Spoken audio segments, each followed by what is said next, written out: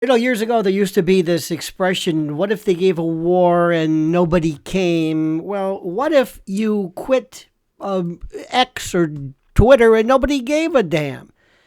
Thus is the problem with Rob Reiner. Rob Reiner, for all practical purposes, is of no consequence to anyone. Rob Reiner is one of those people who lives under the delusion that somehow he is important, that somehow he matters, that somehow if he were to take his toys and his ball and go home, that somehow you would react to this somehow, that it would mean something to you. This is truly what they expect you to think. This is true. And as one of Hollywood's most despicable and loathsome and dependable Democratic fundraisers and cheerleaders and acolytes, Rob Meathead Reiner used his X account, his Twitter account, to champion and to promote, to establish these ridiculous anti-Trump lunacies over the time, and nobody cared about it because it was Rob Reiner, and after all, who was Rob Reiner? And he also promoted Joe Biden, whom Meathead boosted and promoted and heralded enthusiastically, despite the fact to everyone who could see that he was out of his tree, out of his mind, like nothing anybody had ever seen before. It's truly, truly baffling. But yet, for some reason, it never seemed to matter. It never seemed to matter. And then after the catastrophic debate, when it finally ended for Pops, Biden, that is, this was in June, this was the first time that Meathead was prompted and called upon to ask and to call for Biden to step down.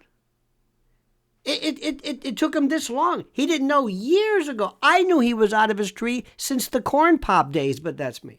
And like much of Hollywood then, Meathead eventually threw his support to Kamala for reasons nobody understands, even going so far as to post and to suggest and to announce on Election Day that she would be the 47th president. I mean, he has to do this. But, as you know, such was not in the cards. President Trump absolutely destroyed, decimated, pulverized the Democrats in a decisive victory, the likes of which we have not seen in decades. And which also seemed to invigorate Hollywood's alleged exodus from the environments of the environs of that which made them who they are. They swore, we are leaving, we're going, we're leaving the country. And many news organizations have spent years cataloging and chronicling Meathead's series of outlandish and crazy accusations and averments and false claims of lunacy. And there's no way for us to go through all of them. There have been a few of them which were of note, and many different news outlets have compiled. On Election Day, Meathead said, quote, and Breitbart even promotes this, said, quote, Kamala Harris will be the 47th president of the United States. And, well, you know how that went.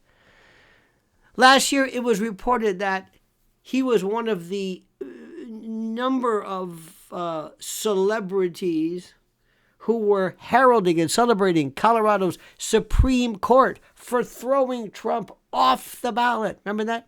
The U.S. Supreme Court later reinstated him, deciding unanimously that the state, in this particular case, had acted beyond the constitutional realm of propriety.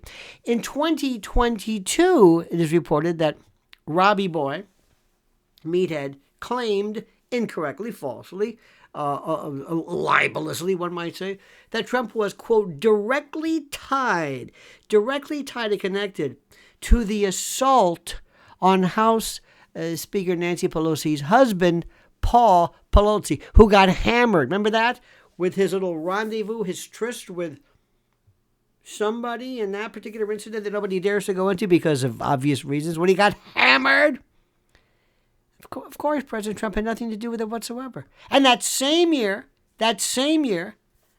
Meathead suggested that Biden was the best president in nearly 60 years. Now this, I guess implying he was better than or out a distance, so to speak, LBJ. I mean, he just spews this. In 2022, following the Uvalde school shooting in Texas, Meathead incredibly, astonishingly blamed Republicans for the horrible, the horrific, the terrible, the murderous fact that 19 children and 2 adults were dead. Quote, he said, "The blood of every child that dies of gun violence in this country," he said, "is on the hands of the Republican Party." How? In 2021, he equated Republicans, of course, with the usual label of racism, making yet again the umpteenth unsubstantiated lunacy claim that the GOP stands for nothing except white nationalism. They still don't even know what white nationalism is. That year, he attacked the late, great, the inimitable, the ineffable Rush Limbaugh a day after his death, calling him a purveyor of disinformation, misinformation, and say that America must protect democracy from others like him. So what he has done right now is he has said, my friends, that he is leaving. He is leaving. And what's interesting is that nobody cares. Nobody cares.